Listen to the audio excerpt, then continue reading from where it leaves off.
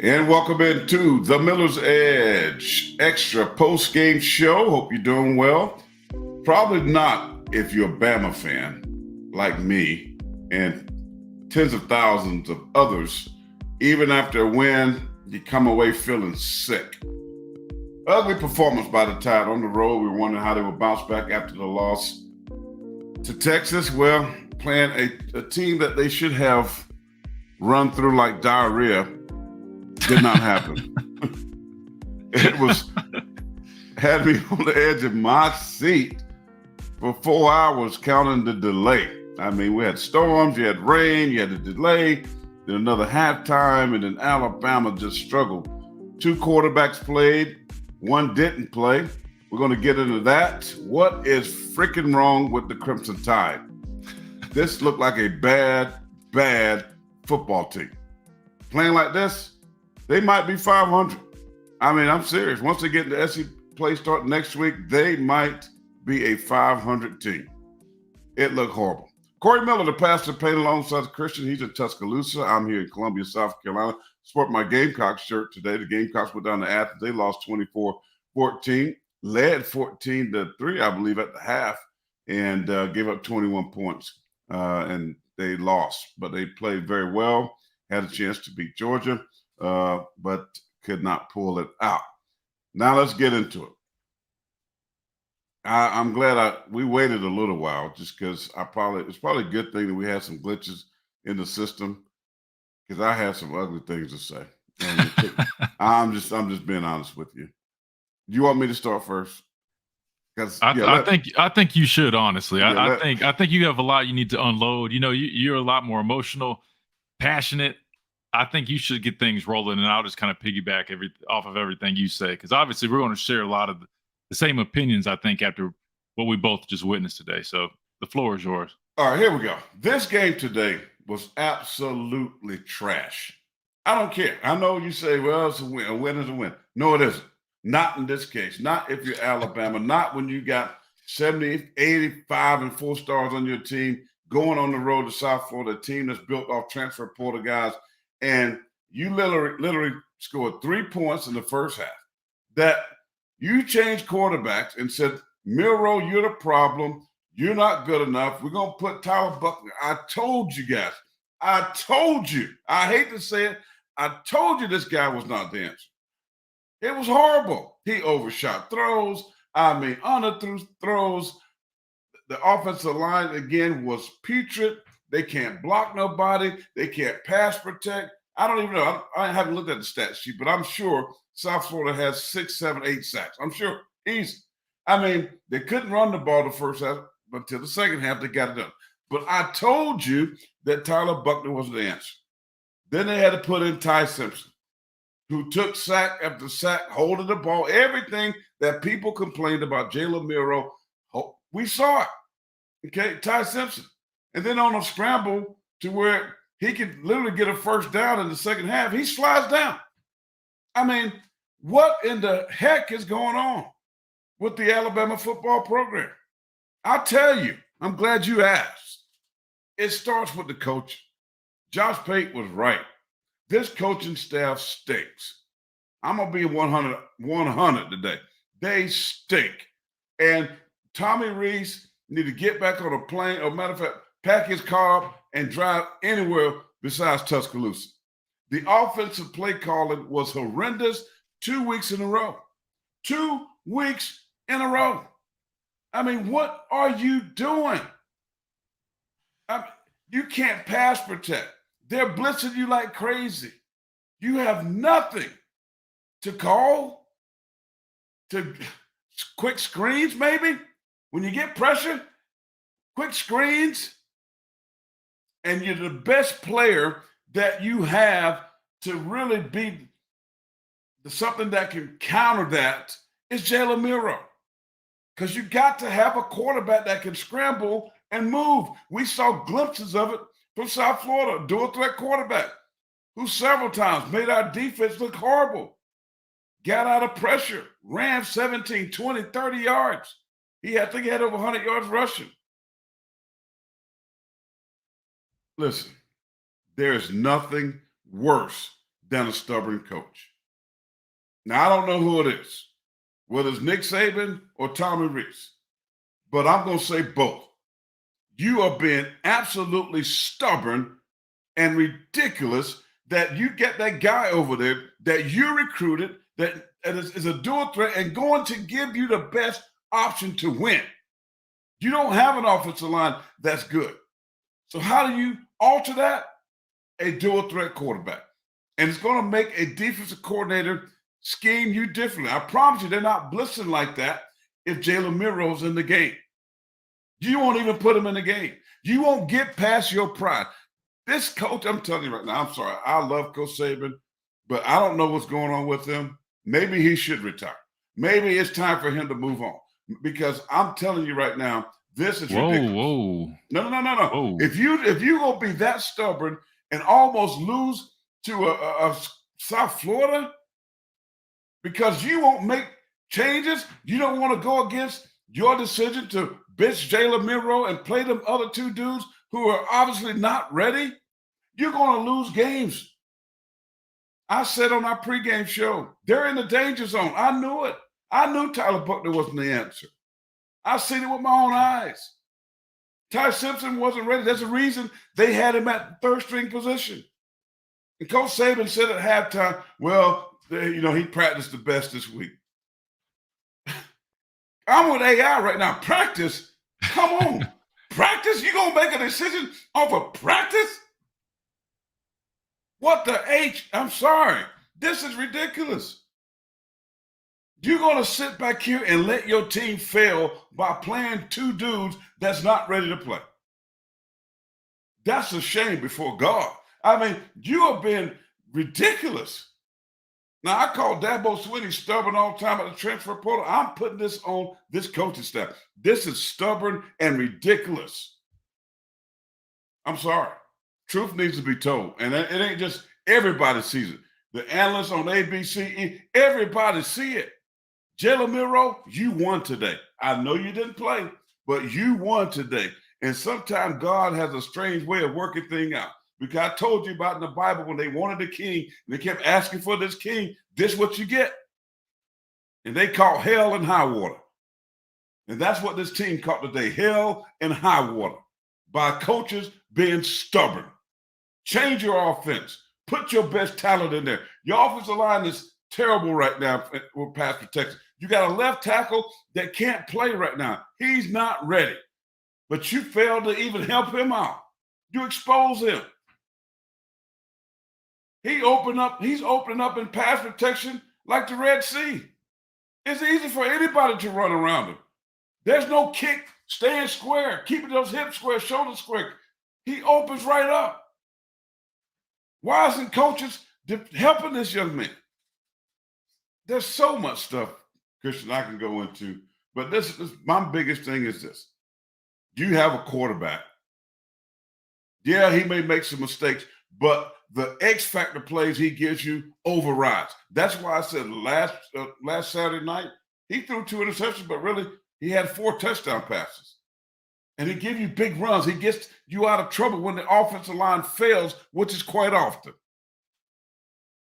They didn't run zone read. They started the game doing that with Tyler Buckner. Did you see that? You see that free play calling, which I've been calling for? He ran it for Tyler Buckner. Did none of that for Jalen Milroe. I got a problem with that. Really? Are y'all trying to just make this man look bad? You're making me question. I hate to be this way.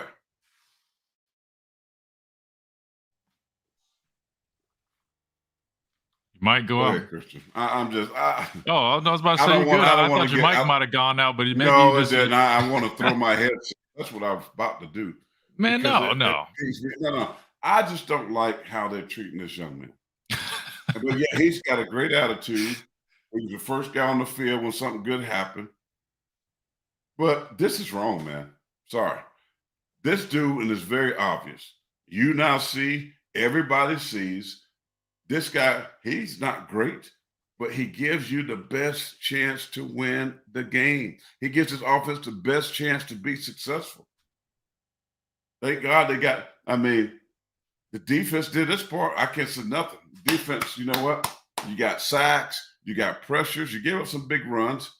You got interceptions, another one called back. You got a kickoff return called back for a touchdown. I mean, so they still got things as a team to fix. But, bruh, what the Hades? This team, they look like, I don't know, they look like Vanderbilt the first half out there. If I'd have closed my eyes, I mean, this was Vanderbilt playing the first half. This is Alabama. Milroe's the best quarterback, and I'll say this, and I should have. He won today despite not playing because the whole world saw them two guys behind him isn't better than him. And in my opinion, it's not even close. You want to tell me about practice? Well, let me tell you about the 3-game sample size that I've seen. The games he played, 5, he got MVP, broke records, 1 game. Yeah, he threw some bad interceptions, but he gave you some explosive plays, brought your team down the field, but the defense failed. So if you're going to tell – I ain't buying nothing Coach Saban's saying about practice with that. I don't care. He's the GOAT. You got to be great enough to make that decision. Like, put this guy, Tommy Reese, you better start working on the game plan that suits this guy. This is the best chance we're going to have to win. If we go with Ty Simpson or Buckner, Alabama's a 500 team. Mark it down. Period. Well, speaking of those two, I think after what we saw today, well, a couple things. Number one, this looked like an evaluation game. I mean, this looked like a glorified scrimmage at best, where they just wanted to see what people could do at this point. I mean, I saw young guys and I think that's what you might as well have turned it into, but was clearly not expecting a performance like this from Alabama, especially coming off of a loss the week prior. Facing Texas, a good football team. But I think what disappointed me the most was that I was expecting these guys to come out swinging, come out with passion, to come out with a purpose, coming out there wanting to prove something, right? Like we talked about it. Like you should hate losing more than you enjoy winning, right? We heard in the media that these guys are pissed off. They wanted to go out there, get things right. And then seeing what happened on the field today, I can't fathom it. It doesn't make much sense other than this was just an evaluation game just to see what they had. I mean, I want to say Coach Saban said at the end of in his press conference, they're going to evaluate the quarterbacks that played today, then how Jalen has played and make a decision on, who gives them the best opportunity. That's what I said going into this. I thought the reason they were making the switches, they just said, all right, we've seen what Jalen Milroe can do. Let's see what the other guys can do. This is our last opportunity. So that's kind of the feeling that I had. That seems like it's in line with what they were thinking. But I think you're 100% right. The true winner today really looked like Jalen Milroe. And as good as a person as he is, he was cheering for he's supporting his teammates that were in the game. But I know deep down he had to be kind of just thinking to himself just a little bit. I told you. Because that's what everybody else was thinking. I even saw a lot of people that were naysayers on Twitter that wanted, Milroe's job. They wanted him off the field, get rid of saying all these things. Same people saying, Lord, please put Jalen Milroe in the game. And I'll give you your credit. You called it, right? I knew what I thought Tyler Buckner was from what I saw. But I said, you know what? I haven't been to every single practice. I've been to at least one practice a week, right? I was like, you know what? He has made improvements. I think it is worth giving him a shot. I'm glad they did, though. I'm glad they did because now they know and they can truly evaluate what they have. Because now you can't use the excuse or you can't say, well, the different level of opponents.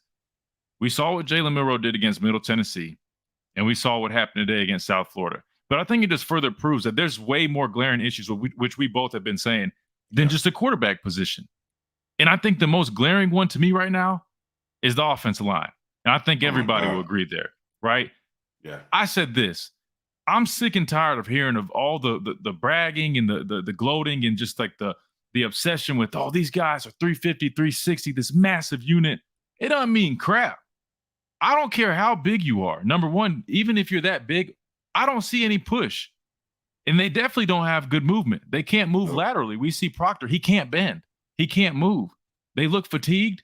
What good is being that big if you're not getting movement and getting pushed on the defensive line and you can't move and you can't block in space? It's useless. There's a reason NFL tackles average maybe 315, 320. You have to be able to move your feet. You have to be able to bend. Daquan Jones, I think is his name. He's a nickelback for South Florida. Had 3 sacks. Just speed rushes going straight off the edge.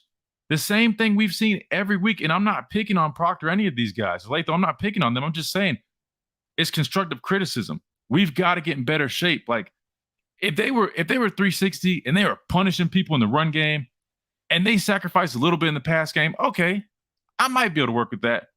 But we're struggling in both. So what good does it do being that size? I don't see any positives out of it. And then I just look as a whole. I think the reporter on the TV copy was saying, the sideline, they just look dead. They look flat. That bothers me. That concerns me. We should have came out with the passion, with the fire, with some intensity after last week. I mean, it shouldn't even take last week to have that. You should have that regardless, but especially with last week's performance. Like, there's no excuse. Like, my teams that we would have been fighting, fussing, arguing, pushing, shoving, we probably would have been throwing blows. We wouldn't allow that. And it's like, I just feel like there's just so much casualness. I'll give you an example. And I'm not picking on him, but Jace McClellan. He's too much of a liability in pass pro. Hell, almost all the running backs are. But that one specific play, it really bothered me. It looked like he didn't care. Dude came flying off the edge. He hardly even tried to block him. Just gave up a sack. That was awful. It was terrible. That's why he didn't play no more. No, and that's exactly why they started feeding Roy Dell. But that's those type of things that I'm seeing. Come on, man. Like, where's the pride in that?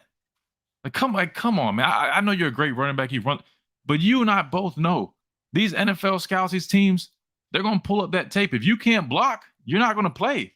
As a running back, you have to pass pro. And that was one thing Coach Burns used to put so much emphasis on. He used to make those guys pass pro. Just not seeing it.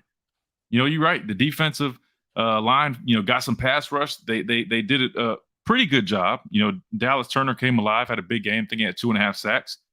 But there still was lapses. I think the quarterback had almost 100 rushing yards individually. And we got a couple turnovers. But then what else did we have? Penalties. You know what? We had 2 more touchdowns this week. We had 2 touchdowns last week negated by penalties. 2 more this week. We had a kick return for a touchdown that was negated by a penalty. And then we had the rushing touchdown negated by a holding penalty. Right. We had an interception negated by a penalty. Right? So, again, more undisciplined football, more penalties. It's just, it's so hard to figure out, and all I can come up with is just, again, like we said earlier in our little first quarter analysis during the weather delay, just that hunger, that fight, that grit, that intensity is just not there. That lack of focus. And I know a lot of people go NIL. They say this, they say that. I truly can't pinpoint what it is, but it's unfamiliar to me. I'm not used to seeing that out of an Alabama football team, and it hurts watching it. And I'm not one to be very vocal about criticisms or anything like that. I hope I'm not coming off that way now. But as a former player, I'm just being honest. But as a former player that I've invested so much into the program with a sense of pride. We had Reuben Foster on our show, The Miller's Edge, that we do live every Monday through Friday on Tide 100.9, 11 a.m. to 12, just this past Friday. I asked him what his favorite Alabama moment was. You remember what he said? Yeah. He said every moment, because I just enjoy being out there with you guys. There was nothing greater than going out on that football field with you guys.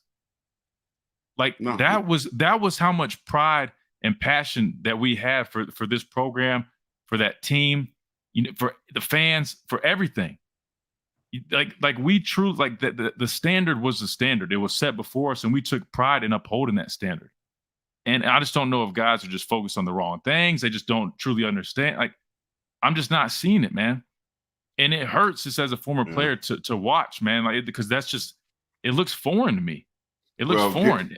Gary Harris tweeted, who's on the Gary Harris show, not on the Tide with us. Mm-hmm. And I agree. He's like the worst Alabama football performance you've seen a witness since when. I've been following since you've been down there 13, 14. Mm-hmm. This is the worst game, even in losses, that I've seen this team play. I'm just saying, it did not look like anything Alabama represents. And to me, that's the problem. And I'm just saying this because I just believe this. I look at Coach Saban. I watch his mannerism. I watch his body language. Every time the camera panned, I don't see the fire. I don't see the fire in him. His interviews is too casual. After a half of football, what they displayed today, he should have been, reporters, he'd be going off and say stuff. I don't see that anymore. This is concerning to me. This is why maybe people are saying maybe coach is ready to flip the script, because I don't see he's too relaxed. He's too casual. I don't see the intensity, him going off when people make these mistakes. It's not out there. And that concerns me. He is the greatest. But I'll say this. You talking about the casualness of the team. I say it all the time. Players take on the personality of the coach. If the coach is relaxed and seems like mistakes and penalties, turnovers don't bother him, then they're not going to bother the players. Let me say it again. Players take on the identity of their coach. And if the coach is relaxed in mistakes, consistent mistakes, consistent problems, consistently being beat, and he's not yelling in that guy's face, the old Coach Saban. He back when you played, back with Ruben, and even before, he will be going freaking crazy. He will be busting a vessel in his head, screaming and yelling. Think about it. He's like this. He walks up and down. And I see him trying to be positive. I saw him that's good too. Because with the yelling and screaming, they have to be affirmation. And I'm afraid that because NIL, because maybe being afraid to yell and cuss at players now, they're relaxed. They don't seem hungry. They don't seem like they want to win a national championship.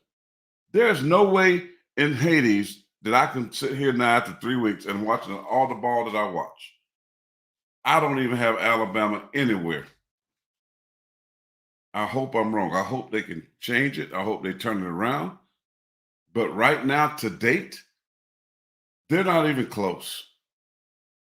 They're not even close. Not what I see. And so I feel bad that so many guys like yourself, Christian, other players, everybody, so Mark Ingram today on TV on Fox was saying, they don't see the passion either. They don't have the passion, man. They don't have the fight. They don't have that killer instinct. They don't have it. Why? NIL, part of it? Yes. The coaching staff is not developing players is a problem there too. Yes. And Coach Saban, the leader, your head man, great dude, the greatest ever to do it in my opinion. But right now, he lacks the fire himself from what I see, from how he's carrying himself. I go back to Florida when they were down in Orlando and you played, and when you jumped off sides, man, he followed you, the cameras, and now they still play that video. Where is this guy? What happened to that guy? What happened to that guy that hit A.J. McCarron on the butt so hard that joke almost flew to the sidelines? Whack! What happened to that guy? And his team is taking on a very relaxed, very apprehensive, very casual approach.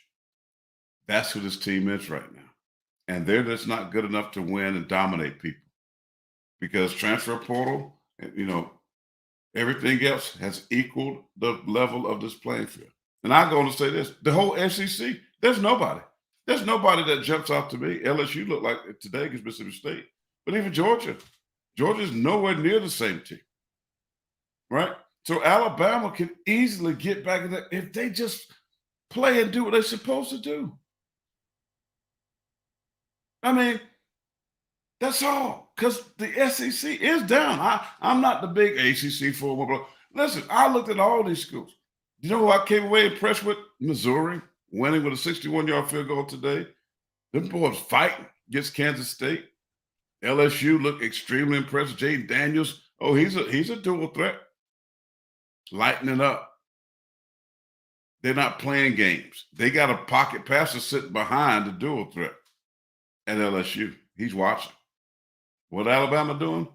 I told you the cake gets dry. Remember, I told you this cake done dried out. I told you. Saban got to understand this is the best chance we got. And if he don't make a change, then he's telling me he's willing to accept losing too. And that's sad. But let me ask you this though. Well, before I do that, let's get to some of these comments because we got a lot of people in here. Again, we appreciate everybody joining, supporting on our first debut of the post-game show right here with the Miller's Edge. Again, I'm Christian Miller, former Alabama linebacker. It's my dad, Corey Miller, the pastor of Payne, 9-year NFL veteran. We host a show together called the Miller's Edge on Tide 100.9, but now we're bringing it to YouTube again. So we're going to be a lot more active on here. All right, let's go. Some of these comments. Let's see. I know that it will change. I think we're looking at another 22 season or worse if they don't get it together. They better get it together. I mean, and that's what I don't understand. Like, how do we walk away from last week's game and look substantially worse against South Florida? I don't understand other than maybe all the personnel changes, but I hate being that guy that just points coaches out, man, because I take pride in holding players accountable, right? We're the ones that are out there. We need to execute no matter. No, you let me do that. I know, but I'm just saying, because I will say I take pride in saying players should be accountable. They need to execute. That was one thing when we had Pruitt or Kirby. We didn't care if he called the same base call. Flex 6 bump Bronco, it didn't matter. Basic cover 6 out of a nickel defense, flex front, standard as it gets. We tell them call it over and over. Don't care if they know the coverage. Don't care if they know the front. Doesn't matter. We trust our guys beating their guys one-on-one. We took pride in that, right? We took pride in our execution. However, just I'll be honest, man. They need to come up with something offensive. They need a spark, right? They've got some playmakers. I know they're trying different guys at quarterback, but like you said, I'm starting to believe that you're right about the cake has been baking too long.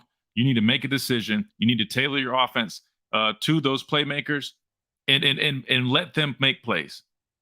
Give them some rhythm. Be creative. Be innovative. Move guys around. Like, that's why you were brought here. You're a young, innovative guy. Let's see it. Pre-snap motion, move guys, go in and out of personnel grouping, set it up, run the ball, set up that deep play action shot.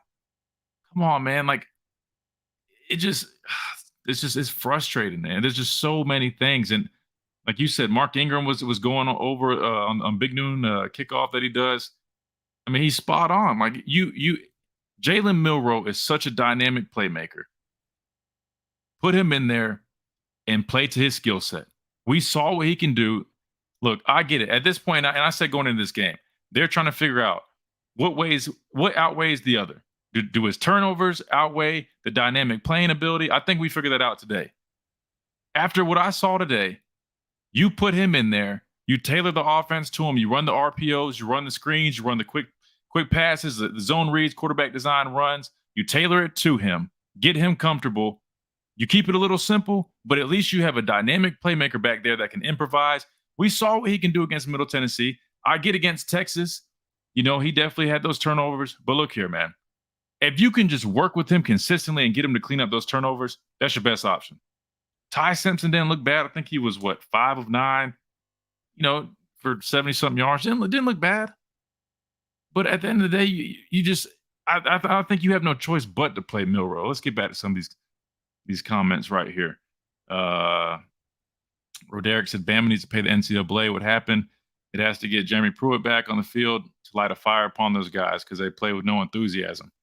That's what I kept seeing today. It's just guys they don't look as hungry as some of these other teams I'm watching. Just like my dad said, a lot of these SEC teams are kind of inconsistent right now. So it's not just us, but I'm seeing other teams play with fire and play with passion. Look, Look at Colorado with Deion Sanders. I'm not gonna lie. My dad was a believer. I wasn't too much of a believer when I was like, you know what? I'm pumping the brakes a little bit. He asked me about them. I said, I'm gonna take my time. Yeah. But you know what? He's done a hell of a good job. I get that he's gone to the transfer portal and got guys, but they still are undersized up front. But you know what helps them have a chance? Not only their skill players, you know, with the Shedeur Sanders and Travis Hunter, but those guys play with some grit. They play with some toughness. They play with they took on the persona of Coach Prime, and not just the flashiness, just his hunger. Yeah, it's personal. They play with like they have something to prove. Perfect example. Perfect example. When you watch them, they're go-getters. I don't think I'm seeing it. It's like the guys are just casual, man. Like something bad happens, I'm all about the next play, but it's just like at some point you gotta have some pride. Like I want to see some guys having aggression, right? I want to see some guys getting after each other, jacking somebody up. Like this is not how we do things. I mean, I just don't understand it, man. Like my dad said, even like some of the coaches, like they don't have that fire, man. You can't be afraid to be a leader. It doesn't matter if you're young, old, new, old, like somebody has to step up. At this point, it doesn't matter who it is. True freshman, red shirt, fifth year senior. Somebody has to step up. You can't be afraid to lead. No leaders out there. I am 1 second, Chris. I am getting a message from a great friend of ours. He says a lot of internet chatter that Milroe was suspended for this game. He says news to him, but it's out there. Just come from my good friend Gary Harris from the Tide, Gary Harris Show. He just texted me and said that's what's out there now, because I can't figure out why he's struggling like that. At all? Why he didn't play at all? So the internet buzz is. Well, somebody said, I think in the comments, that he may have been in concussion protocol. So there's different things circulating. Yeah, I mean, because there's no reason I don't know that he shouldn't. Let me just see if I can let them hear this real quick from Coach Saban's press conference. We need to fix all those things, and we're certainly going to work on it. And I know you're going to ask me about quarterback, but we're going to evaluate the quarterbacks that played today and evaluate Jalen Milroe in terms of how he played, and decide, this week who gives us the best opportunity to be successful as an offensive team, and that's the way we'll go. So, but I'm proud of our players. I'm proud of the way they competed in the game. Talk about having your back against the wall, quite a bit, and guys came through when they needed to. It was a great drive with 6 minutes and 29 seconds to go in the game. I challenged the offensive line and said, don't give them the ball back. Take the clock and the game. And that's exactly what they did. And I thought they dominated the line of scrimmage. And we got in some close formations because they were giving us so much edge pressure and giving us negative plays. And, we had a couple guys miss the game today. Jaheim Otis had an ankle injury, so he should be okay. K-Law was sick, so he actually didn't even make the trip. Very sick, but I think he'll be okay. And, Booker didn't play. Book's kind of the leader of the offensive line. He certainly helped 74 play better because he plays beside him and makes them all the calls. And I think 74 has a lot more confidence when he's in there. So hopefully we'll get him back next week as well. There you go. I'm sorry. So Booker didn't play in the game. So, but that just don't even sound like Coach Saban. That kind of threw me off. I'm not going to lie. It almost was. I wouldn't say making excuses, but I get it. I know how he is. After a win, he's happy with the win. He looks for the positives. You know what I mean? We have the 24-hour rule. You enjoy the win. Then we get down to the nitty-gritty. But I'm going to tell you one thing, though. I don't care how he's sounding right there. Monday, when we do the good, bad, and ugly, they go in that team meeting. We all sitting there. Everybody, offense, defense, special teams, everybody's in there. We do the good, bad, and ugly. He's going to chew their tail out, left and right. I'm telling you right now, because I know he said their backs were against the wall, and they responded well at the end. They finished. That was not a good football game. That honestly was one of the hardest football games to watch. It's hard to watch. I wanted to turn off, but I knew we were doing our show. I have to watch this crap, because that's what it was. And listen, I'm a Christian, devout Christian, preach the gospel. I got to preach tomorrow at a men's group. I hope the Lord I'll be good by then. But that almost made me cuss about 28 times, bro. I ain't gonna lie to you. I believe it. I mean, it just. And I got dudes I watch. Normally, I don't watch games South Carolina or Alabama around other people I don't know and listen to them comment. I mean, I almost tore down the place I was at. But now. But I do want to say this, Christian. What I wanted y'all to hear. He said they're going to evaluate how Jalen Miro played when he played versus the two guys today. So it's 100% obvious to me then that Jalen Miro is going to be the starter. I would almost guarantee you Jalen Miro will start against Ole Miss because just listen to him, what he just said there, there's no way.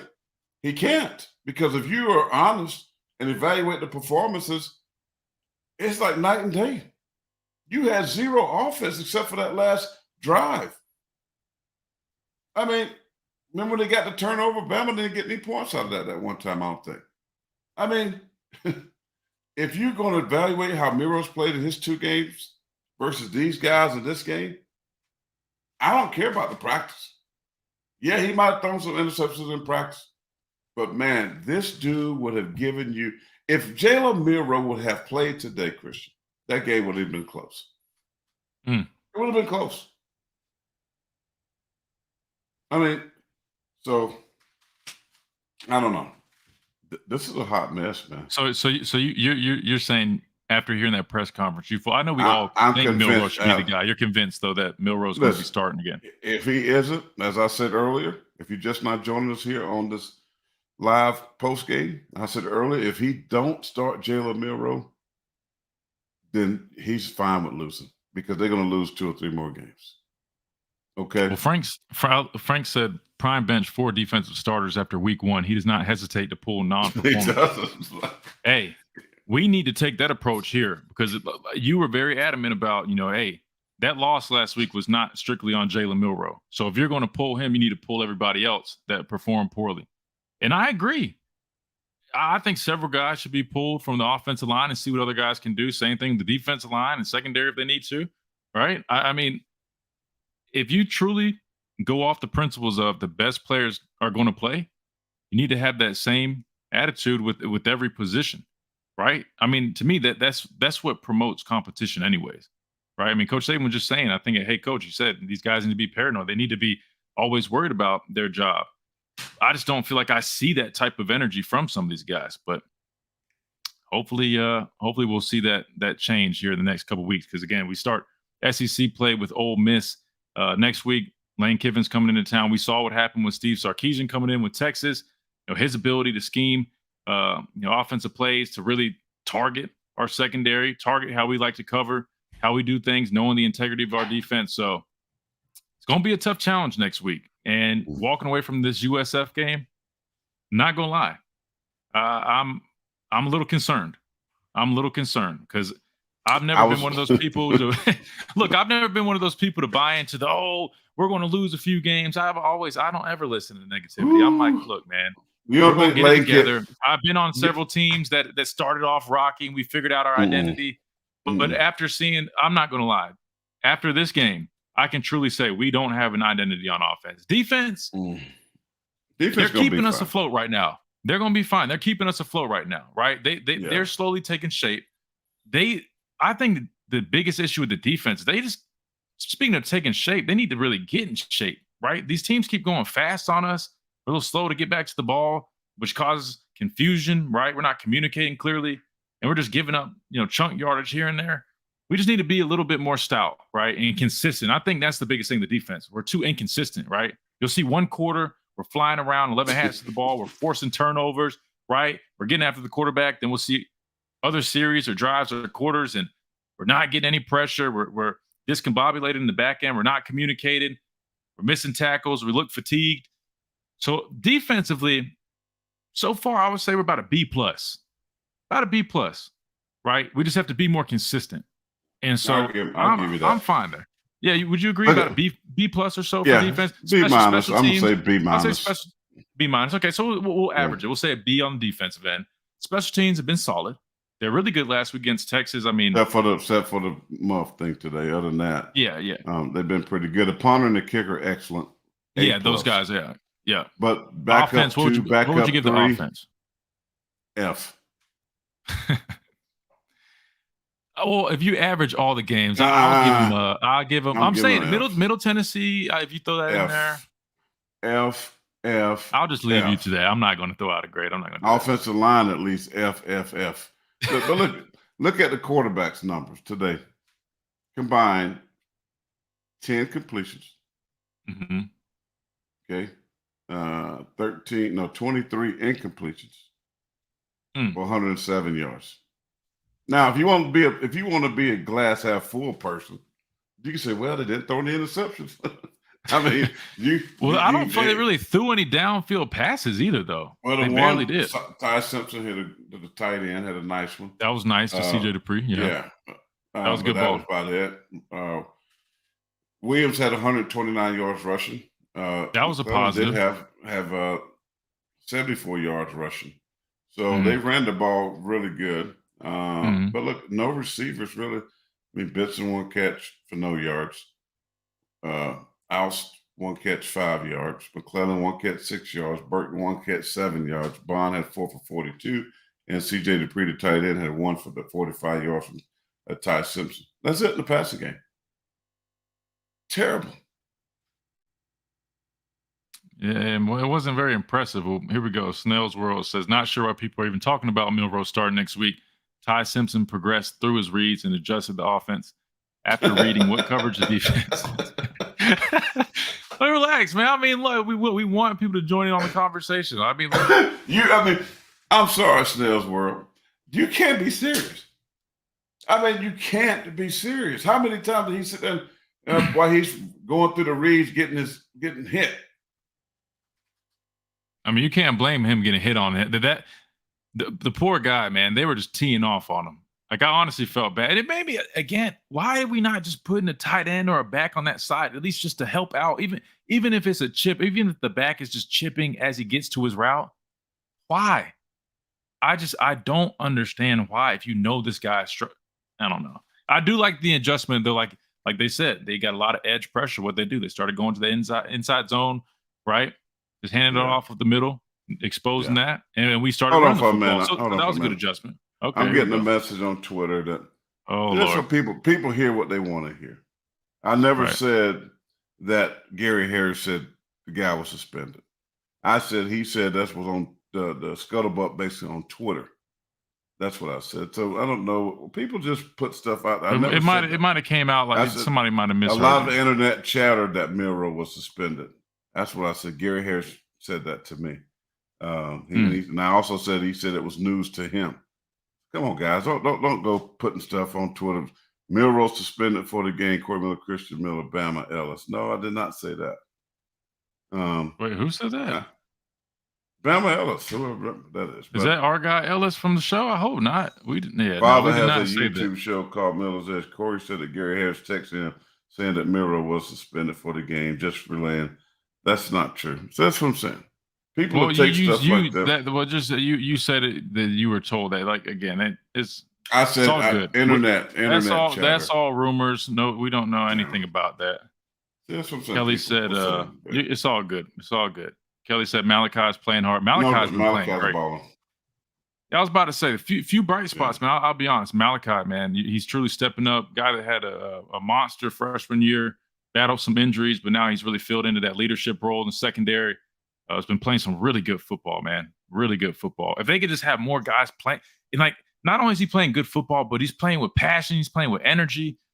Like, if we could just get a few more of those guys, man. A few more guys on defense playing like that. A few more guys on offense like that. We might be all right. We might be all right. That's what you need. Let's see. Oh man, some of these are funny. Mike Coleman, that's on the O-line play. Got to get better. No doubt. The O-line has to play better, right? I mean, we've been saying it. Every analyst on SEC Network, ESPN, everybody's saying, like, look, let me give you all something about football. Everything starts up front. Offensive line, defensive line, everything is in the trenches. I don't care how many good skill players you have. I don't care how many good receivers you have. I don't care how great your quarterback is. If you don't have an offensive line that can get movement up front to run the football effectively or protect the quarterback, it does not matter. Why do you think the Eagles were so successful? What did they do? They invest in their offensive line. They have the best offensive line in the NFL. And what are they doing? They're playing for Super Bowls now. That's what happens, right? Like these clubs that just go get the quarterback, they get receivers, but they don't invest in the offensive line, a la the Carolina Panthers, right? My team, no shots at them. It's just a fact. You can't take the next step until you invest in the offensive line. You got to be able to protect, and you got to be able to get movement to run the football. Same thing on the defensive side. You can have good secondary players, but they can't cover forever. You got to have pass rush. You got to affect the quarterback, right? You can have good linebackers, but if they're getting dirty and they're having guards in their face right at the snap, the defensive line is getting blown off the ball. It doesn't matter if you had Ray Lewis back there. He couldn't do anything. You got to have good trench play. You got to have good trench play. It's a little bit better on the defense side. But I cannot wait to hear what these national guys gonna say. They're gonna trash Alabama. Chip said Lawson is coming along. He's doing a pretty good job. I think he's doing well. You know, I mean, he's got a tough job. He's the commander of that defense. He's got a lot of responsibility, but he had a really good game today. I want to say he had a sack, tackle for loss or two, double-digit tackles. So really good football player. I like him a lot. You know, I think they're going to lean on him significantly this season. So again, another bright spot, right? Roderick says, Christian, I have a question. Oh, go ahead. You like Lawson, you said? Yeah, I do. I think he's coming along, and I think he reminds me of Rashaan Evans, who could play middle. They could put him on the outside and rush him off the corner, give him some more speed out there on the edge. I think Rashaan had a little bit more quick twitch to him, but they are very similar, I would say. I agree. Christian, I have a question. By the way, why is it? Oh, go ahead. All right, one quick thing. By the way, Florida has beaten Tennessee 26-7 in the third, by the way. 26-7? Yeah, in the third quarter. Dang. Well, you called that one. All right. Christian, I have a question. Why is it that the left tackle, the center, and Arnold are still playing? I'm not a coach. You know, I don't make those decisions. Only thing I could tell you is maybe they don't feel like they have a better option behind those guys. Right. I mean, and I think some of those guys are doing some good things, but again, it's all about consistency. You have to be consistent. You can't just make one play here and then you have to do it on a consistent basis. And so I think that's what they're looking for. And if there's not a guy that can do it better behind them, you got to go with your best option. But I think some of those guys have been playing well, and some definitely a struggle. But you know, the best guys should be out there. Best guys are definitely going to be out on the field. At least that's how it should be. Oh, man. I agree. Let me do this one, Savannah. We need to bitch our offensive line and put this. Listen, it can't be any worse, right? I mean, that is pathetic. It's pathetic. It's unbelievable that I know Eric Wolford very well. He was at South Carolina, was the offensive line coach, and I liked him. I thought he did a great job of developing guys here. But to see Proctor just open up, okay, and I'm trying to explain this, and I can't really show you on the video, but an offensive tackle, okay, even though he's sitting back, right, and he's on the left side, he's taught to kick straight back, keeping those hands on the inside, not letting them being lazy out there so defenders can come and slap them and rip.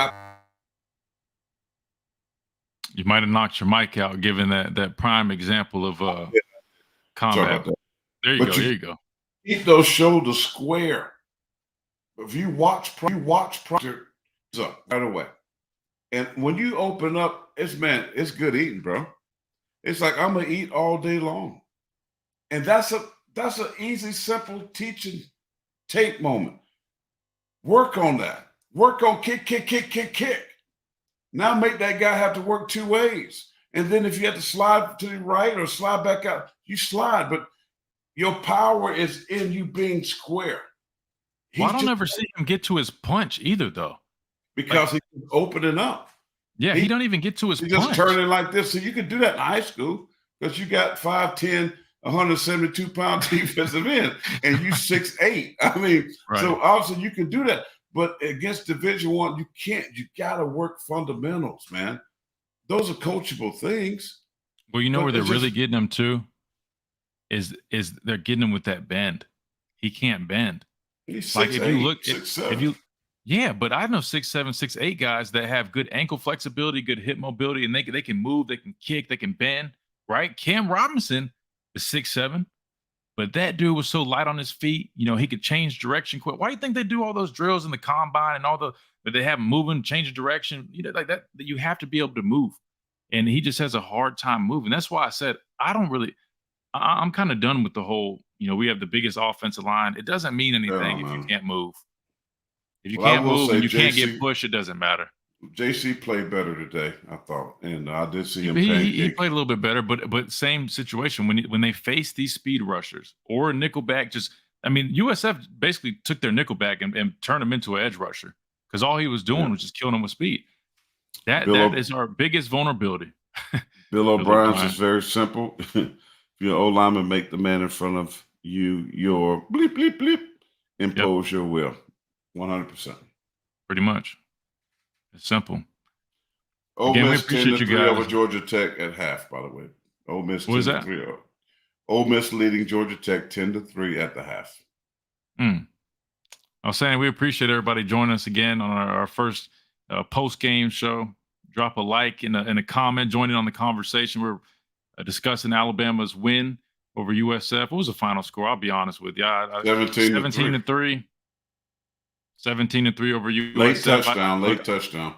I know I'm a big proponent. A win is a win, which it is. 24-hour rule, celebrate the win. But I walked away pretty disappointed. I'm not going to lie. But you said that the Ole Miss score was a little tight. That just goes to show you, again, the SEC is kind of struggling so far this year. And that's what really pains me. Because if we just had any of these issues corrected, and could get something going to just kind of get some momentum. I mean, we could run the table in the SEC. Georgia's not that impressive. Like you said, LSU bounced back. They look pretty good today. Nothing crazy. I mean, if we had Alabama's team last year on this year's schedule, we ran the table, man. They still can do it. They got so many weapons. Right. They can. I mean, all those receivers out there can play. I mean, they didn't get a shot at all today. Right. I think we maybe threw like one deep ball. Running back room is solid. Justice Haynes. He ain't even playing. Yeah, Haynes. Jam Miller didn't even get hardly no burn. So we got running backs. We got tight ends that can play. If they just fix the O-line and put Miro in the game and allow them two other quarterbacks to continue to get better and develop, and use Milroe in the run game, play action passes, RPOs, boots, and things like that, they're going to be fine. Yeah, he might make a mistake here or there. But that's what young quarterbacks do. Look at all these teams that are forced to play with young quarterbacks. They got to just let them play through it. You get better by just playing, not always in practice. Let the dude play because he's going to give you more than he mess up.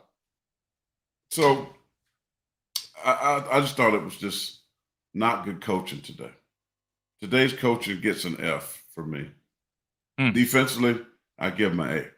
Kevin Steele in the defense, an A, 3 points. And they gave the ball to the offense, turned them over, picks.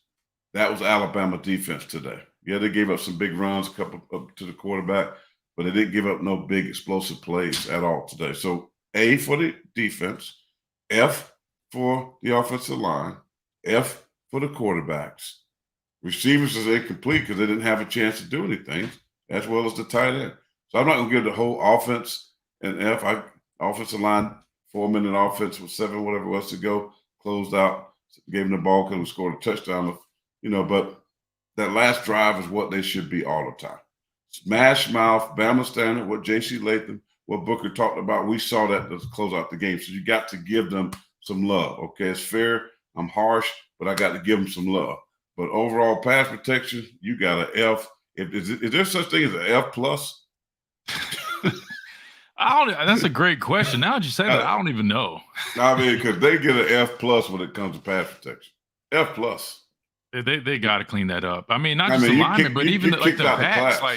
Even the backs, man. Like pass pro, man. Like you got to take pride in pass pro. You got to. I mean, God, that Jace. I'm just rewinding that Jace McClellan snap on that third down where he didn't even try. He just turned like it was almost like he was scared. I'm like, whoa, come on, man. Yeah, that DG was so. says Texas up 10-7 on Wyoming in the second Wow. quarter. Well, I don't man. know. Here's the bottom line. Dexter Roll Tide, man, it was Mike. Listen, I want to go watch some games, but let me just say this.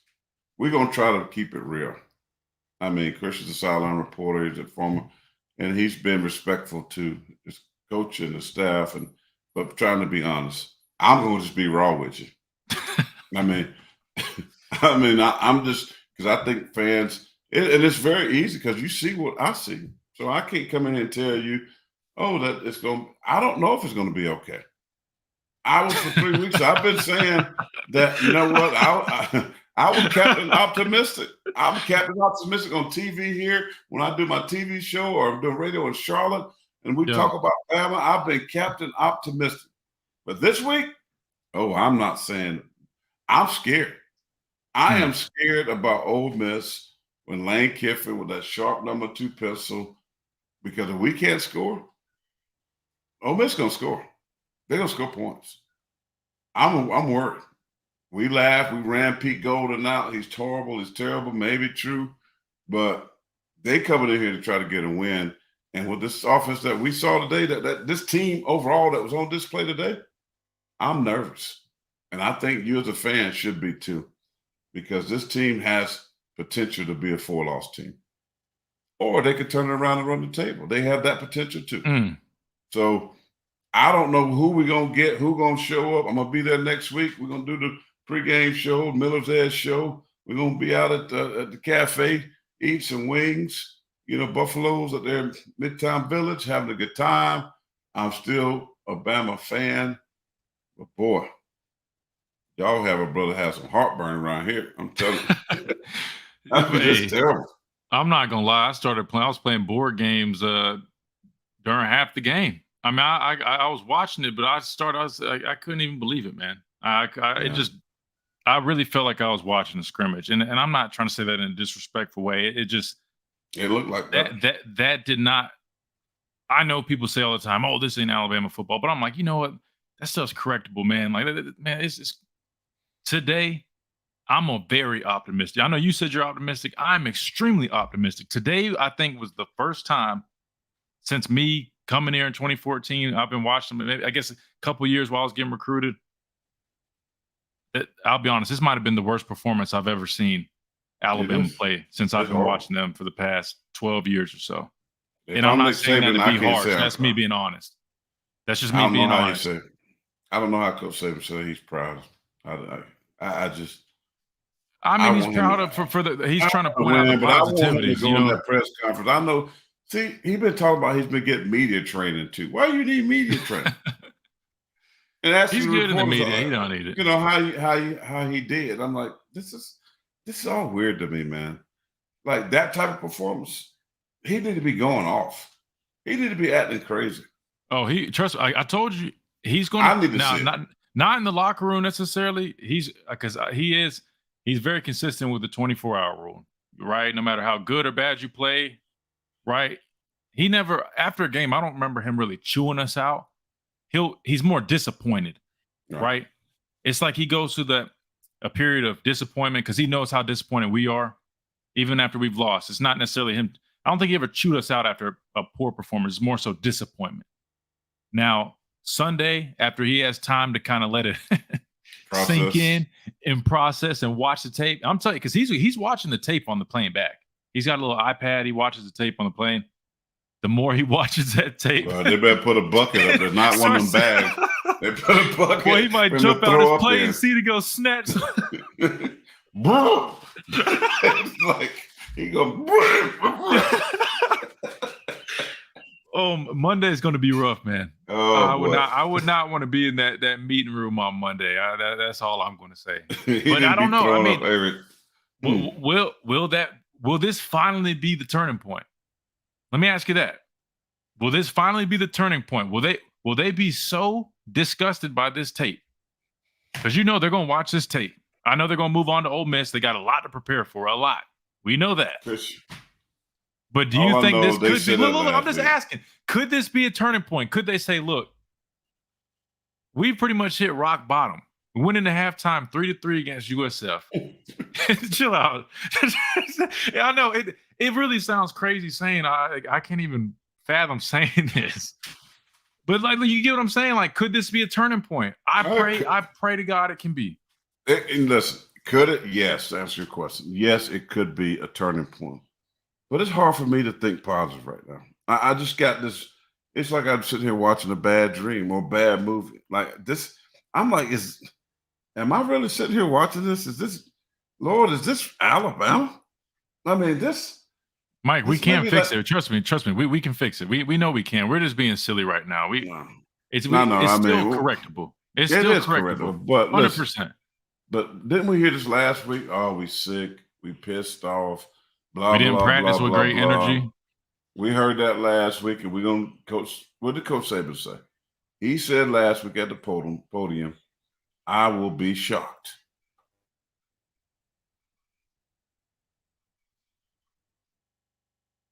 Did you cut out? He said, there it goes. In his podium, at the podium in the press conference, he said, I would be shocked if this team doesn't respond. Remember that? Now, do we call that responding? Or do we call that surviving? Because tonight, they just survived. I agree. That wasn't responding. No. Maybe and again, that's why I'm so upset and disappointed, man. So, I don't know. I to the fans, I don't know. They keep talking about the standard last year's team and this year's team. Don't know what the standard is. Saban has lost sight of the standard as well. Thank you, Quentin Franklin, for that. Listen, if you're just not joining us, I'm saying this, not Christian, but me. Coach Saban has definitely changed. Coach Saban definitely isn't the same coach. Not saying he's not a great coach, because he is. But holding his players to a certain standard, to me, has been lost. I don't see the same fire. I don't see the same energy. I don't see the just that I'm peed off. And when you try to interview me at halftime, I don't want to talk to you, sideline reporter. But I know has some issues like with Maria Taylor and stuff like that. But on the sideline, his just demeanor is just too relaxed. That's all. I mean, this is the stuff I see. And so, and I know that we as athletes, as players, take on that personality of our coach. And if the coach got a soft personality, like Pete Golden, defense, he was soft. Wasn't no yelling and screaming. Defense played soft. Oh, well, hold on. You mentioned Pete Golden last year. No, I know. I'm just saying, if they come in next week after all the trash these fans have talked about Pete Golden, and they somehow find a way to beat us, I'm going to be sick to my stomach. I'm not even going to talk. You might want to go there and talk to the team. Then something's got to happen. I hope Saban said, former players, come and just talk to my guys. For real. I think, but they have to be receptive, though, because here's and I'm glad you brought that up, because they made a comment. They said, because after all the former players were being very critical on social media and in some of these shows and whatnot, somehow I was like, I respect them saying that and speaking their mind, but there's a way to go about it. There's a way to do it. And I agree with them. Now, the only issue I had with that statement was that I know for a fact Bo Scarborough went to them last year, and he went to speak to first he spoke with Coach Saban. He went to speak to the team, and all he was saying was, look, this isn't the Bama standard. And he was just voicing his disappointment with what he was seeing and trying to pour into those guys and really emphasize what it was like when we were here, how we did things, all the little details that mattered. He was trying to do that. And you know what happened the next week or that same week come game time? Because he made a comment about the green mouthpieces. You know what they did? They went and bought more green mouthpieces. They banded together, which, I love that they had each other's back, but they took it as it's us against the world. That's how they responded to it. And they went and got more people came out with green mouthpieces, almost like well, if y'all are against us, then we're all we got. And that's all that matters.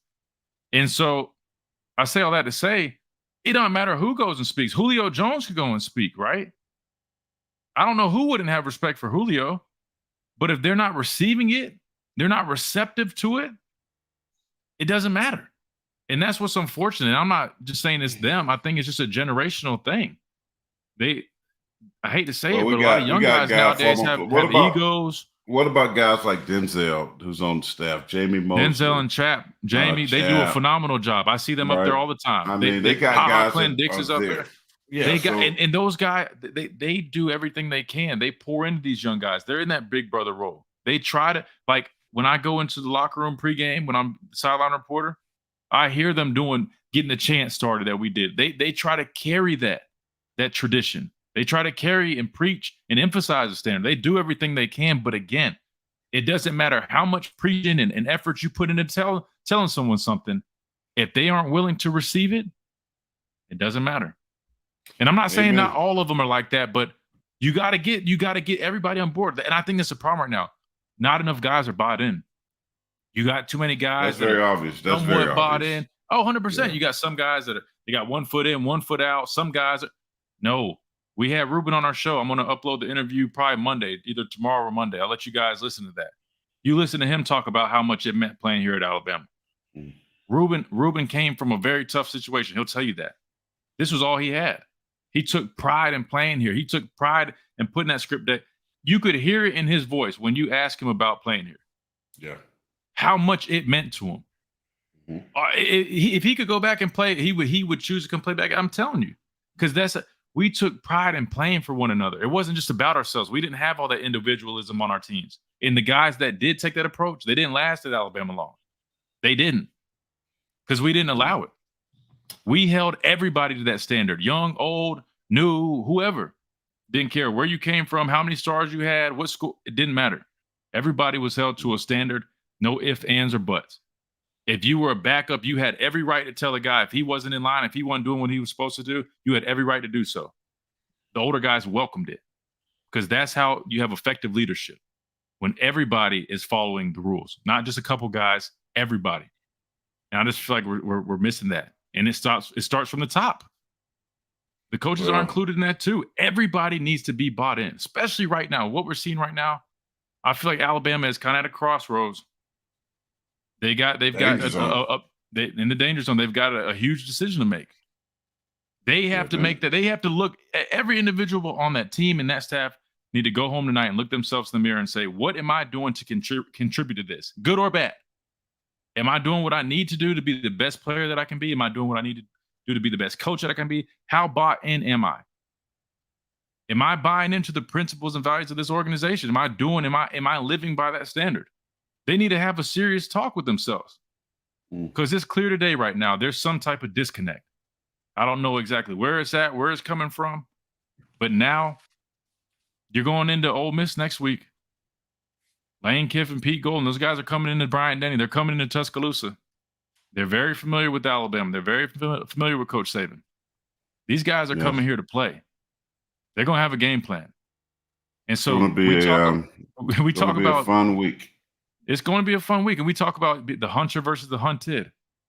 I just feel like over the past couple of years, Alabama has slowly gone from the hunter to the hunted. And you know what happens when people start, they sense blood. Oh, yeah. That's when they attack. And what sharks, man, Alabama blood in the water.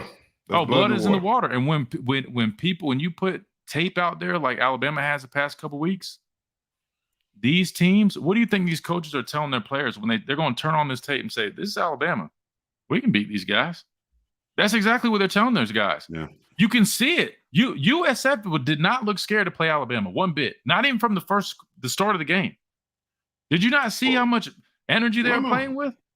Alabama hasn't shown the last couple of years they're the same Alabama. I mean, so it used to be people would be nervous. The A would just cause teams to lose. Not anymore. The know-it-all says this team reminds me of Bryant's last couple of years, All-Americans on the team, but just didn't have the moxie. It starts at the top. Team not focused, missed assignments. I think you're saying it's time for Saban to go. I hope not. I hope that. I think Coach Saban's definitely still got years in him, but I think it's critical that he gets the right coaches around him, especially with him getting older. Huh? He don't have that, and he don't have an offensive coordinator that's innovative, and that's going to be a problem, unfortunately. Savannah said, is it harder to hold players to a standard now with NIL, less incentive to play to your best ability to get to the NFL to make money? Oh, it's definitely tough. I mean, again, you got guys that probably make close to what some of these coaches make. And my dad had a great video that he put out, and it got a lot of plays, man. Go check it out. I think he put it on his Twitter. He basically was saying, I mean, it's just different. You know, the way he grew up, he had no choice but to work. That was his only way out. Yeah. He was hungry. And so now you got guys, I mean, they're making six figures.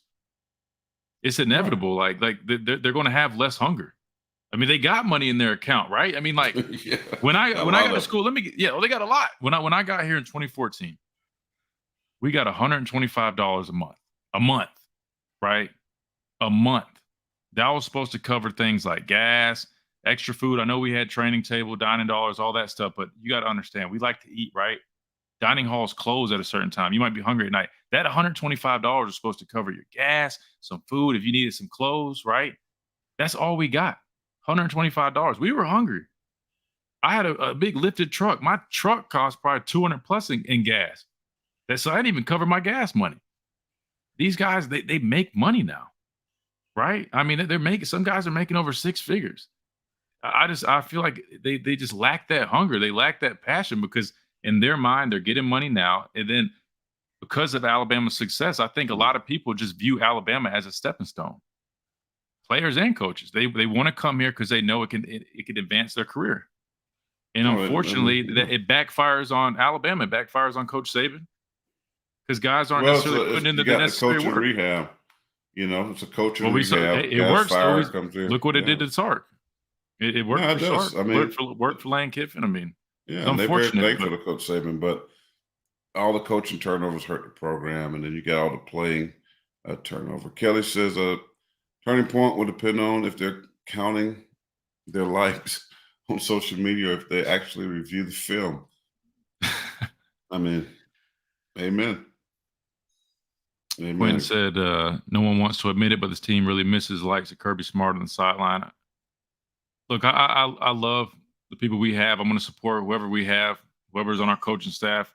But as a player that played under Kirby Smart, Jeremy Pruitt, the likes of those guys, I'll be honest, those guys and their fiery passion, it influenced the team. It motivated us, right? It encouraged us. They instilled that mindset into us. And so we played a certain way. We played that style of football. We played that specific brand of football because they were holding us accountable. And that's an interesting point, talking about sidelines. And that's why I thought, like, I kind of, when they were saying, you know, both coordinators are going to be in the box, like, I get they both can be next to each other. They can let each other know what they're seeing. They got a good view. But that's one thing I said. I always appreciated having a guy like Kirby or Pruitt. I appreciated having those guys on the sideline because they were directly coming over to us, talking to us. Hey, what are you seeing? They would jump us, right? If we weren't doing something right, they'd come jump on us right there. We weren't having to dial them up on the phone. See what else. All right, we got a lot of comments. Try to get to some of these. Probably do just a few more minutes. We appreciate everybody in here again. Yeah, because I got some food that I ordered on the Uber Eats. It's my wings. I know, but we got to give the people what they want, man. They want to start doing this, and I'm appreciative, and I know you are. I don't want to eat in their face, but I will. Nah, if they want us to hang on here, you might have to bear with them smacking on some food. Kids are soft nowadays. Hold them accountable. It's a generational thing, man. You can't. Unfortunately, my dad said in this video, you can't coach them the same way anymore. You risk guys jumping in a portal, guys recording you, putting you on social media, getting suspended. And, you know, it's a different generation now, man. You guys getting a little money, think they're big shots. I mean, some guys probably do kind of have egos, right? That's part of it. Christian, play the Herm Edwards speech from 15 fall camp. Look, we've had some great speakers. They still do right now, man. They still really do. Get a couple more of these comments. Let's see. Basil says, NIL destroying college football. Nick Saban can't do anything about it. Frustration is growing in T-Town. It's not just here, though. That's the crazy thing. It's everywhere. Georgia's, the Ohio States, the Michigans, they deal with it too. But I think it really does affect us heavily here, man, just because we're Alabama. We're the brand. We're the standard. And we were built on, you know, selflessness, right? pouring into the team, buying into the process. And unfortunately, NIL really encourages individualism. And so I think that definitely kind of hinders the process that we have here at Alabama, which is imperative to how we play. Shout out to Kirby for getting his guys right in the second half, Saban's too strong. I don't know, man. I don't know if Coach Saban's getting a little bit older, or it's just, I know he's made comments of, he's been talking about it a lot. You hear him in the press conference. You got to know when to pat a guy on the tail. You got to know when to smack him on the tail, kick him on the tail.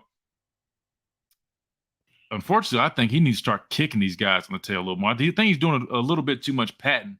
He needs to do a little bit more kicking on the tail. Is what I'm starting to get.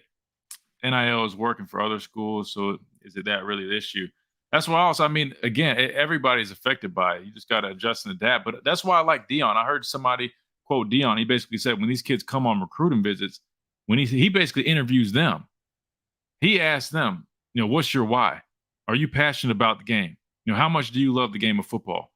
I'll be honest. That's pretty much what I was saying about Alabama being viewed as a stepping stone. I feel like with all the success that we've had, we've slowly started getting more guys that are more interested about what Alabama can do for them, not what they can do for Alabama. When I was here, we had guys that wanted to come here to leave a legacy. We knew the NFL would come. All we had to do was do our job, play our part, play our role. And that stuff would come. It would follow. I just think now people just think, oh, it's Alabama. I'm going to go there. I'm automatically going to play in championship games. I'm automatically going to go into the NFL. That's not how it works. You still have to put the work in. What was it you said? Faith without work is dead. Faith without works is dead. That's biblical. Mm-hmm. You can have great faith, but if you don't work, it's not going to work. Smart guy. Pretty much. I thought he did. I thought he got Ty Simpson killed for a second, boy. That was a tough blindside hit, man. But I have faith in the young guy, man. He's young, he's growing, he's developing, but they got to help him out. If he's your guy, you got to help him out. Same thing. If Jalen Milroe's your guy, you got to help him out. Tailor the offense to him. Put him in position to be successful. Let's see. We'll get a few more, man. Let's see. Steve said, as bad as I hate it, I really think he's just out of gas. I love the guy, but he can only go so long. I'm not going to lie. There was a clip circulating of Coach Saban coming in at halftime for the weather, or it was either at halftime or for the weather delay. It might have been the weather delay. That was a weather delay because they were all soaked. It was a weather delay. He was soaked, and he probably was just, frustrated with, the performance so far. He was saying like, man, I wish I was at my $17 million house. Oh, come on. No, he was locked in. Don't do that. No, he was locked in. But I'm not going to lie. That was one of the few times his body language, man, his body language was very telling. He looked, I don't know if you just call it just like getting dismayed or exhausted. He looked defeated. There you go. Let's see. I think the freshman James Smith played well. Again, at this point, I think you play everybody. See who can give you a spark. See who's ready to compete, right? Because it looks like there's some guys out there that just aren't playing with that edge. And if I'm a coach, I'm going to put the most hungry player out there. I might have to coach him up. He might make some mistakes, but I'm going to tell the veterans that are around him, get him right. That's how it was when I was here. We had some guys on the D-line that were still learning. They were young. They were talented guys. We knew they were due for several mental errors a game, but what they do, they looked to me and some of the older guys and said, make sure he's lined up. Make sure he knows what to do. Figure it out. So they might need to take that approach. Yeah, they really do. I mean, it's today was hard. I mean, it has exhausted me. Yeah. Shout out to Chris. Yeah, he's right. You've been saying that one. They need to lose some weight so they can move. Again, you just jumping in late. Just quick recap. I think the offensive line was horrid.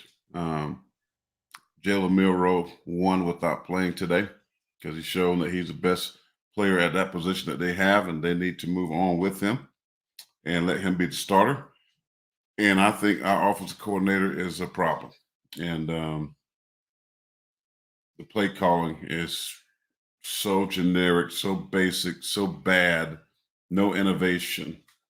So I have concerns going forward because if you don't sharpen that number 2 pencil, as I like to say, draw plays for a guy that's highly skilled as Jalen Milroe, not even play him is a problem. that you risk losing based on your stubbornness. Let me say it again. If a coach is so stubborn that he risks losing, that's a problem. And that's what I've seen the last couple of weeks. And hopefully, as Coach Saban said in this press conference, they're going to evaluate how Miro has played his 2 games, how these other 2 guys that have stepped in and played. To me, it's a no-brainer. Jalen Miro gives you the best chance to win. Yes, he may make mistakes. Yes, he needs to get better. And I think he'll work at that. Maybe him sitting on the sidelines and watching will make him be more engaged, more attention to detail going forward on how to read defenses, getting pre-snap reads and that type of thing, making better decisions with the football, not holding it. I think sometimes when a quarterback like him is told that, oh, he's not a pocket quarterback, they try to prove people wrong and sit back there and hold it. If we go back to the Texas game, he had numerous opportunities to take off and run for first downs and more, but he stayed back there because I think he listens to the noise of other people. Sometimes you just got to have a great feel as a quarterback, know when to run and when to sit back there and throw the football. But again, I'm nervous about this team going forward. I don't know who they are. I don't know what kind of identity they're trying to be. Just tonight was just something I've never seen from Coach Saban. I think we might have lost your mic for a second, but real quick, I'll just recap. Gerald, I'll get to your question first. You said, is it too late for the OL to drop weight midseason? Yeah, I mean, at this point, they might slowly be able to shed some pounds, but that type of work is necessary in the offseason. I don't know how you could drop 20, 30 pounds in that short of a span and for it to be healthy. So it's a little late for that. I mean, they could work towards their conditioning and try to, clean themselves up a little bit, but any significant weight, it's a little too late for that. Just to recap, if you're joining again, it's the Miller's Edge post-game show. We do our show Monday through Friday, 11 to 12 Central Time on Tide 100.9, but we'll start doing this post-game show every week on Sundays. We're also going to do a little midweek live, the Miller's Edge Extra on Thursday. So make sure you guys tune in. Appreciate everybody in here, by the way. Make sure you drop a like, comment, join in on the conversation, subscribe to stay up to date. We do a lot of great interviews with some great guests, Marty Smith, Reuben Foster, OJ Howard, a lot of those guys I played with, and some of these sports personalities. So make sure you guys tune into the daily radio show and say subscribe. That way you don't miss anything. But this is my recap again. Offense struggling to find an identity. Hopefully they start figuring that out now that they've been able to see the 2 other guys. That's what I was saying. I wasn't necessarily for how they went about it, but I thought this was a great opportunity just to see the other guys. Now we got to see them. I think it's clear. There's been some shuffling. I think Buckner, that was number 2. I think he kind of did himself a disservice today. I think he's probably down to 3. Ty is about at 2, right? But, well, you're probably thinking Lawner again, but I think, they're still waiting on him to kind of develop. He's still young, but offensive line, we heard a lot about physicality in their play. We're just still waiting to see that, man. And I think that's going to be imperative moving forward. If we want to have a shot, they got to clean up their play. Not just being physical up front in the run game, but pass pro. That is a glaring weakness right now is pass pro. It's got to get cleaned up, including the running backs. And really, my biggest thing, we got to get that edge. We got to play with that hunger. We got to play with that fire, that intensity, and get back to being the hunter, not the hunted. We just look like we go into games trying to survive right now. That's not the Alabama standard. You need to go in and put your foot on somebody's throat for 60 minutes. Doesn't matter who it is, where you're at, doesn't matter. And we're just not seeing that right now. So that passion, that intensity, that fire, we need to see that starting this week against Ole Miss because those guys are coming. And last but not least, penalties, still a problem. 2 more scores negated from penalties today. Had 2 last week. It's now 4 in 2 weeks. Can't have it. Can't have it. We did a better job forcing turnovers today, which was good. Defense was a bright spot today. Deontay Lawson played good. Dallas Turner, he came alive, had a monstrous first half. Chris Braswell looked pretty good out there. Yeah. Right. Malachi Moore's playing well. So the defense played good. They're keeping us afloat right now. But the offense, they have to find an identity and quick. And that's pretty much what we saw. It was a tough one to watch, man. There's no other way to put it. It was a tough one to watch. We'll get through a few more of these questions real quick, man. Again, appreciate everybody in here. Again, drop a like, comment, subscribe to stay up to date. Again, just appreciate all you guys' support, man. Let's see. If Jalen's going to be quarterback, first read, second read, run, go steal Indianapolis Colts playbook, or take a page out of Philly's playbook. Now, Jalen Hurts has developed tremendously as a thrower, as a passer. But they run a lot of RPO, zone read stuff. Take a page out of their book.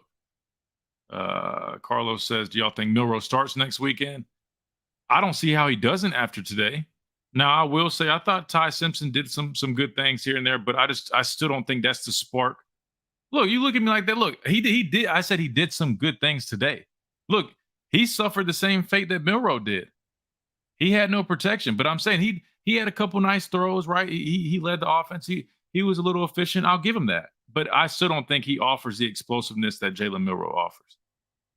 So if Jalen Milroe is not the starter after today, I don't know what to tell you. Maybe, there's something I don't know, but that's just my opinion. Malachi Moore, Arnold, Keys, and Downs. Can't wait to see them in the league. I'm with you. I want to see those guys have success in the league, but I want to see them continue to develop now, because you got to do it now, right? To get to the league and have success in the league, you got to develop now, right? But you're right. They're going to have great careers. They're great football players. I love those guys. Great kids as well. Milroe has to run to open up his passing game that builds his confidence. Two quarterbacks could work. Tim Tebow, Chris Leak style. I said that this past week. Maybe we see some type of a dual quarterback system. I don't know. I know, what's his name? A former Florida head coach. He said it on ESPN. Dan Mullen. He said a couple weeks ago he thought going into the season Alabama was going to have a dual quarterback system. I mean, he's an offensive-minded guy, quarterback coach. Maybe he's on to something. Steve Wright also think Milroe's number one, but he needs a coach. If Milroe's your guy, hell, that's not – and if anybody's your guy, whoever's the guy, the coordinator's got to help him out. Coordinator and offensive line got to do better before we even talk about quarterback. I mean, 100%. until those two things, quarterback even not the main thing. No. I think if you're ranking it, Tommy Reese and the offensive line got to get right. Offensive line, play calling and scheming, I would say probably two. And then, because it really was crazy is the receivers who were one of the most glaring issues last season. They've been pretty well. They only had one drop last week. So, they've done pretty good. The play calling, putting his team in position to succeed or excel is the biggest thing. And then with Milroe back there going to give you an X factor, and they should be fine because the defense is getting better. They're gelling. They're creating turnovers. They didn't have any turnovers today except for on special teams. So there is opportunity and potential for them to still attain their goals, okay? As bad as this was, and I'm not saying that they will, but I'm saying that there is the opportunity for those guys to do that. So, again, it's going to be interesting to see what next week looks like. Again, check us out on Miller's Edge, 11 to 12 on the Tide 100.9. You can download the app. It's free if you're not even in the Tuscaloosa area. You can hear us, or you can go on the app and also on the radio demand and go back and hear other shows. But the Miller's Edge on YouTube, subscribe and like. We're going to be active on here. Yeah, share it because we're getting ready to turn it up. Oh, yeah, we're going to be on here constantly now. Yeah, we have a lot of support. We just started doing this a couple of days ago, and we've got some tremendous support. So we appreciate all the love and support. So we'll definitely be active on here.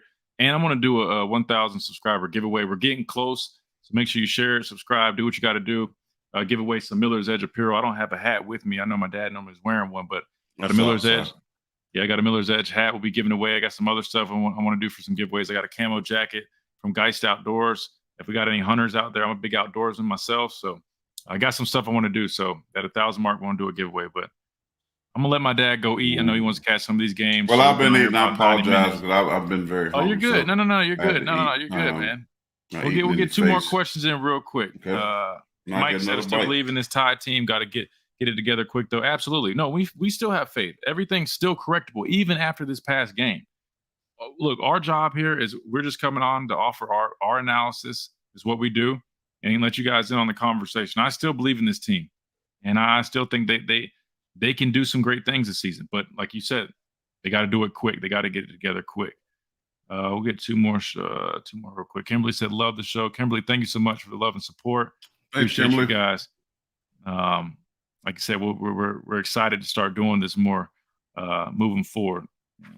Harder another Bama show. Milroe had a concussion. We don't have any information. We've heard several different things. At the end of the day, he didn't play. The other two guys played.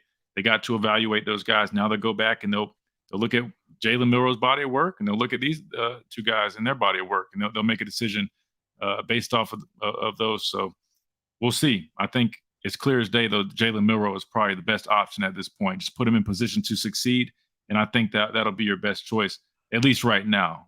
Yeah. All right, we'll get two more real quick. Carlos, everyone you keep saying two more. I know. I feel bad. I just want to make sure I get to everybody. I was not talking trash this year. River City Tyler, Saban will never accept the multiple turnovers. I see him and Simpson playing next week. There can't be any for into. There can't be any for into. Maybe they'll play both guys, but that's tough to try to play two guys and split reps going against a good SEC team, especially an opponent like Ole Miss with Lane Kiffin and Pete Gold on the other side. I don't think that's a game you want to get into, right? I think that's a little risky. But one more after this one. Salt, Pepper, and Fire said, make sure to subscribe, please. Again, yes, every subscriber means a lot. We appreciate all the support. So make sure you like and subscribe.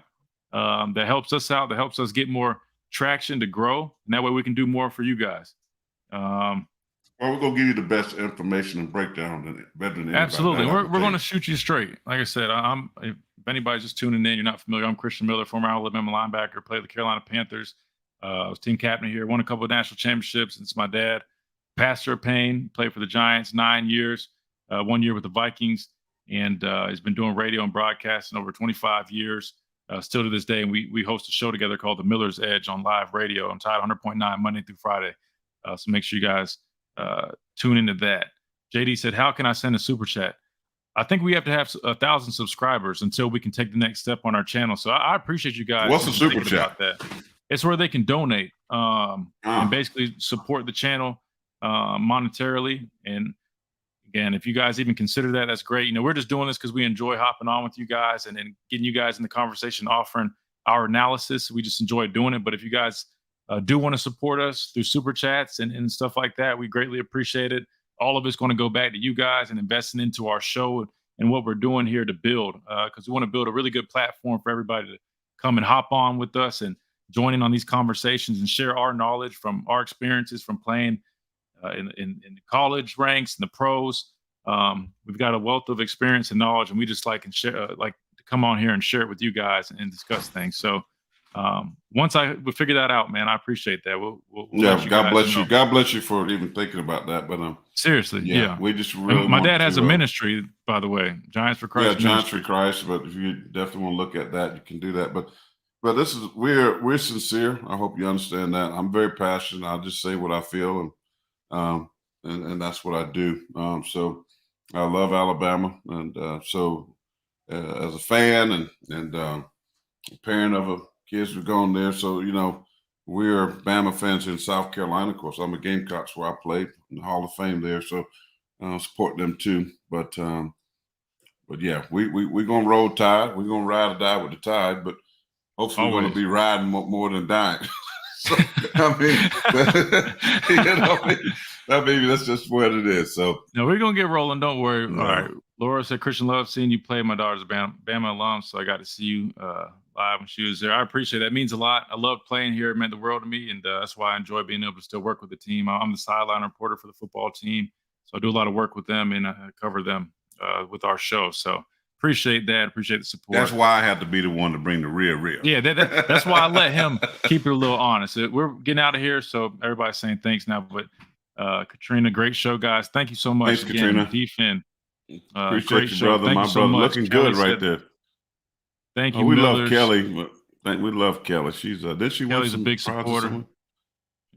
Carlos' pops preaching online. Follow his Facebook. He does a lot of his sermons and ministry. At Pastor Payne 57, or just Pastor Payne at Gmail on my Facebook. I like to preach at my suburban driving when I'm driving down that I-20 to Bama, Tuscaloosa. God will give me a word, I drop it. But yeah, I'm preaching tomorrow. Men's group. I focus a lot on men's ministry, prison ministry, mentoring ministry for the young athletes. So that's why it's frustrating to sometimes see how these guys are performing, because I know I deal with that all the time with recruiting players and things like that. It's always NIL, and it's frustrating because you want them to love the game, you want them to love school, where they choose and play their hearts out, and then those things will open up doors for you to have great success NIL-wise and on the field, off the field. So we'll see, but thank y'all. Appreciate you.